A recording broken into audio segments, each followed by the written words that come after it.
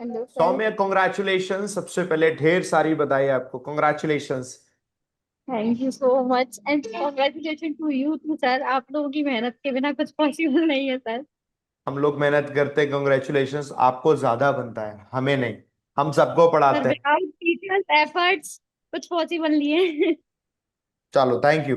सौम्य, सबसे पहले आप मुझे बताइए कि क्या वो पहला आपका सीन उस वक्त था जब आपने देखा कि यार आपका रोल नंबर उसमें आया है पीडीएफ में? सर पहले तो मुझे विश्वास नहीं हुआ कि ये मेरा ही है। I have checked it up to 10 times. I have checked it, I can say कि मेरा ही है। सर मतलब मैं क्या बोलूंगी, वो एक्सपेक्टेड ही नहीं था। बिकॉज कॉन्स्टेंटली फेलियर्स देख रही थी लाइफ में। प्रीलिम्स नहीं होना, फिर मेंस रुक जाना। मतलब ऐसा नहीं था कि कंटिन्यू हो ही रहा है, हो ही रहा है, हो ही रहा है। बहुत फेलियर्स देखे तो विश्वास नहीं था। बट फाइनली जब देखा कि हाँ मेरा ही है, तो सर उस टाइम मैं लाइब्रेरी में थी। उसके बाद मैंने अपने पेरेंट्स को कॉल किया, वो बोलते सच में। मतलब हाँ सच में सर। उनका रिएक्शन बहुत अलग था। मतलब पहली बार जो पापा की आंखों में खुशी देखना, मम्मी भाई बहनों को खुशी देखना, सर वो बहुत प्रीशियस मोमेंट था। मतलब बहुत ही अलग मोमेंट था कि हाँ मैंने कर लिया। बिल्कुल सौम्य, क्योंकि ये मूवमेंट ऐसा है ना जिसको एक्सप्लेन नहीं कर सकते, और हर एक यस सर। एस्पिरेंट चाहता है ये मूवमेंट आए। एंड आपके लिए यस ना सर। लाइफ में आज तक का सबसे बड़ा जो मूवमेंट होगा ना, वो यही मूवमेंट रहा होगा। Yes sir. बहुत बढ़िया। सौम्य, आप कहाँ से यार हैं? इट वाज लाइक अ बताइए। फेस्टिवल। लग रहा था कि घर में फेस्टिवल हो रहा हो, ऐसे एग्जैक्टली। सेलिब्रेशन हो रहा था। ये होना ही चाहिए, यही फेस्टिवल है। यही सेलिब्रेशन, हमारी लाइफ का सेलिब्रेशन ये है ना। देखो, इकोनॉमिक इकोनॉमिक बैलेंस बना होना बहुत जरूरी है। अगर आप भी बिना पैसों के खुश नहीं रह सकता है, और आप एक बार नौकरी लग जाती है तो अब लाइफ टाइम के लिए आप डिपेंड नहीं हो किसी पर भी।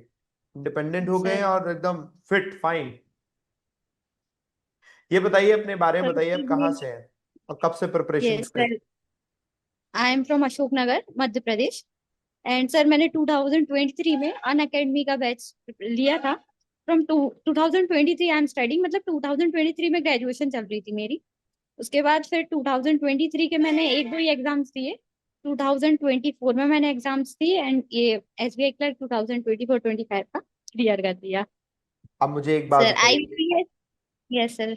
इससे पहले भी आपने एग्जाम दिए होंगे, कहीं मेंस तक भी गए होंगे आप, इंटरव्यू तक गए यस होंगे। सर। कौन कौन से एग्जाम थे वो?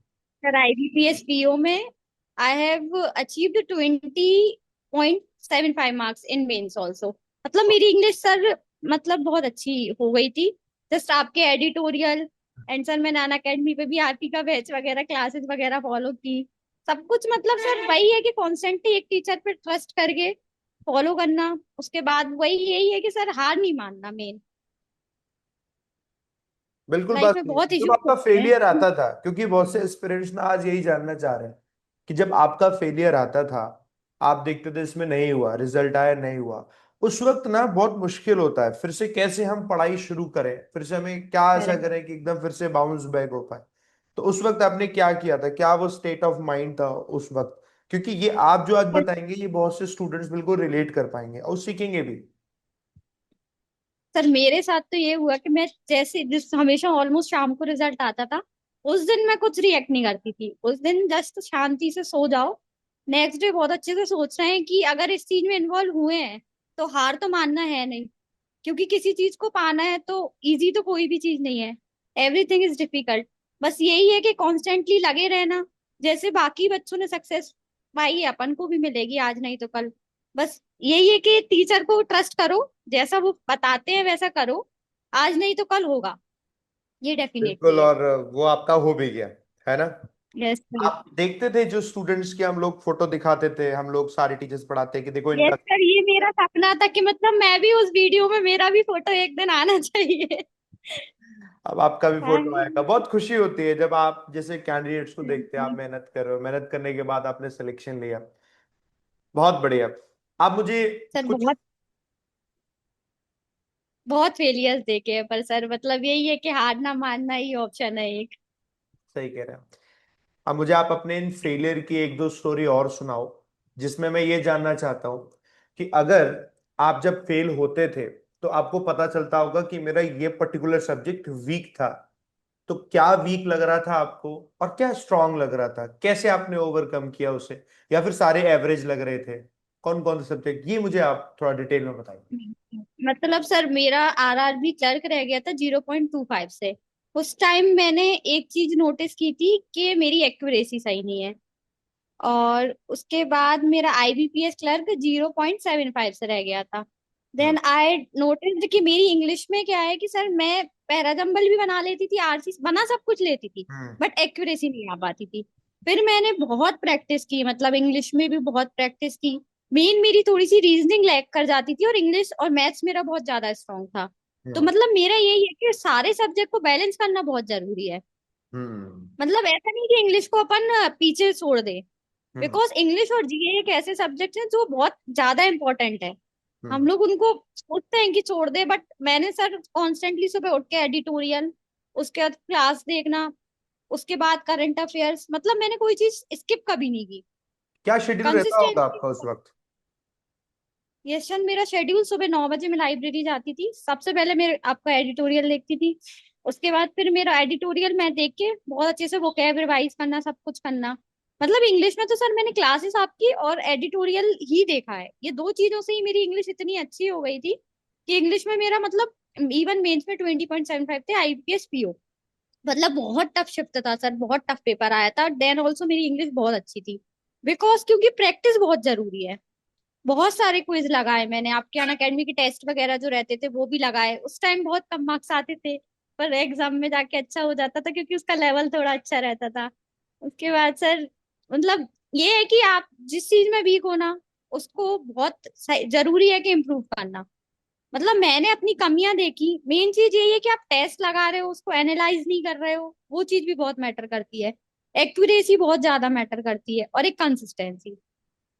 मतलब सब्जेक्ट्स तो यही है कि आप बैलेंस करके चलना बहुत जरूरी है। इंग्लिश को आप इग्नोर नहीं कर सकते, क्योंकि मैं तो मेरे सिलेक्शन में इंग्लिश का बहुत बड़ा रोल मानती हूँ। बिकॉज इंग्लिश सर, जीरो से यहाँ तक पहुंच जाना बहुत डिफिकल्ट होता है। बिल्कुल सही कह बट रहे वही है कि कंसिस्टेंसी, एडिटोरियल कभी नहीं छोड़ा मैंने, जिस दिन गैप भी लेना तो एडिटोरियल कभी नहीं छोड़ती थी।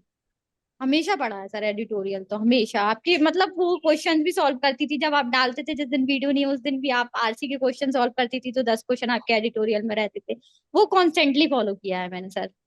चलिए, बहुत बड़े सौम्य, मतलब आपने बहुत मेहनत करी है और आपने बिल्कुल सही एडवाइस दी, यही रहता है। और आप सोचिए ना, जब तक आपका सिलेक्शन नहीं भी हुआ था तब तक भी हम लोग बाकी एस्पिरेंट्स को यही तो एडवाइस देते थे कि कैसे कैसे करके आपको पढ़ना है, फेलियर हो रहा है फिर भी कंटिन्यूटी बनाए रखनी है और हर दिन पढ़ते जाना है, पढ़ते जाना है। मतलब it is quite boring task, but वही वो चीज है जो आपको सिलेक्शन तक ले जाएगी, सक्सेस दिलाऊंगी। है ना?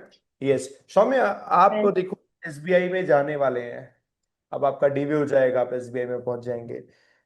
उम्मीद ये है एसबीआई में अभी जो कस्टमर हैं उनको और बेहतर एक्सपीरियंस आप दोगे, है ना? है ना? Yes sir. आगे आने वाले देखो, एसबीआई का फ्यूचर है, आप जैसे ही कैंडिडेट हैं जब जाते हैं एसबीआई का फ्यूचर बनता है। एसबीआई और बेहतर परफॉर्म करे, मेरी शुभकामनाएं आपके साथ में है।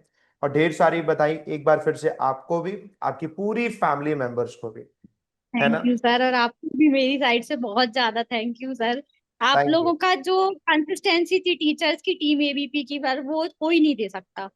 मतलब आप लोग हमेशा बच्चों के साथ है। मैराथन सर आपकी, इवन अभी रिकॉर्डेड मैराथन है मेरे पास आईबीपीएस क्लर्क के लिए, आपने जो अभी मैराथन ली है सर, मतलब मैंने कंसिस्टेंसी कभी नहीं ब्रेक की। एसबीआई क्लर्क मेंस के बाद भी कंटिन्यू पढ़ाई स्टार्ट रखी है कि नहीं, आगे टारगेट करना है एग्जाम्स, आज होगा नहीं होगा, लेकिन हार नहीं माननी। एक बात बताइए सौम्या, यस सर। आपका सिलेक्शन हो गया और अभी बहुत से बच्चों का सिलेक्शन इस बार में नहीं हुआ, अब उन्हें क्या करना चाहिए? वो बहुत ऐसे सिचुएशन में, जो सिचुएशन में ऑलरेडी आप जा चुके हो और वहां से आ चुके हो, अब आप मुझे एक आखिरी एडवाइस आप दीजिए, अभी क्या करें करंट सर में? मेरी एडवाइस तो यही है कि थोड़ा सा ब्रेक लेके, थोड़ा सा उनको जो अच्छा लगे वो मूवमेंट एंजॉय करके फिर कंटिन्यूअसली पढ़ाई करना बहुत जरूरी है।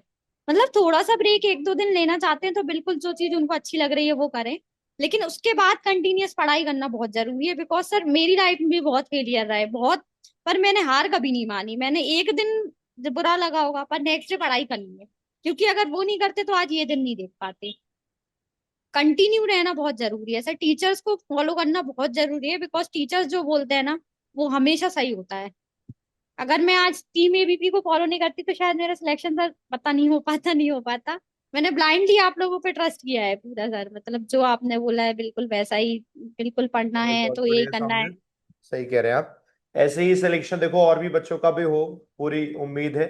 और आपका भी लाइफ आगे एकदम बढ़िया जाए, इसके बाद भी आगे जो एग्जाम्स, इंटरनल एग्जाम्स होंगे उसको भी आप देना, उसमें भी आप सिलेक्शन लेते हुए आगे बढ़ना, जल्दी जल्दी प्रमोशन लेना है। और अच्छा पूरी एक लाइफ आपकी जाएगी।